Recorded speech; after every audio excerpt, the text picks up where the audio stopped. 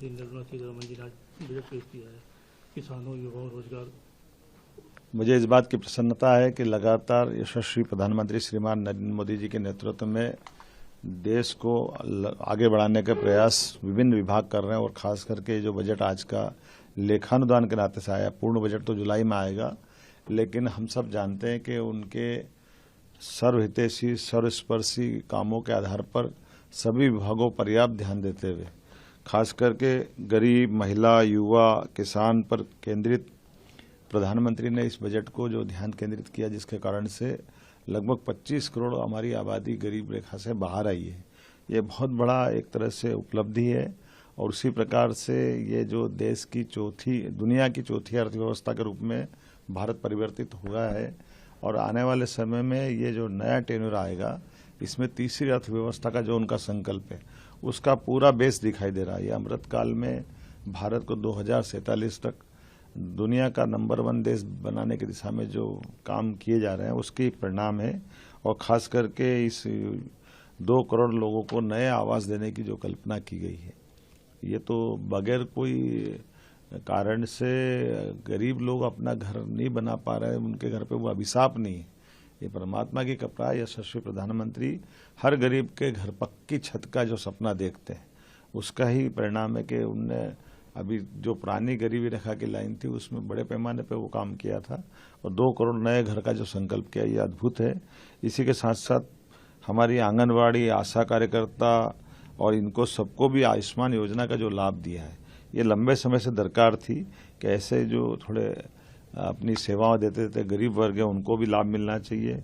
आगामी खास करके जिस प्रकार से डिजिटल इंडिया को बढ़ावा देने की बात कही है और डिजिटल इंडिया के माध्यम से बड़े पैमाने पर बहुत सारे सुधार भी लागू किए जा रहे हैं। इन सुधारों के बलबूते पर भारत बहुत आगे बढ़ेगा और खासकर मिडिल क्लास के लिए जो नई आवास योजना लेकर के आए हैं, इसका लाभ भी हमारे लिए एक बड़ा उपलब्धि भरा रहेगा। मैं आज के इस अवसर पर 9 से 14 साल की लड़कियों के लिए सर्वाइकल कैंसर वैक्सीनेशन की जो सुविधा इस बजट में दी है, उसका माननीय वित्त मंत्री जी को बधाई देना चाहूँगा। आगामी समय में हमारे लिए 1 करोड़ घरों में जो रूफ टॉप सोलर प्लान के अंतर्गत जो नई योजना बनाई गई, जिसके माध्यम से 1 करोड़ घरों में 300 यूनिट बिजली के बिल की बचत का रास्ता निकाला जाएगा।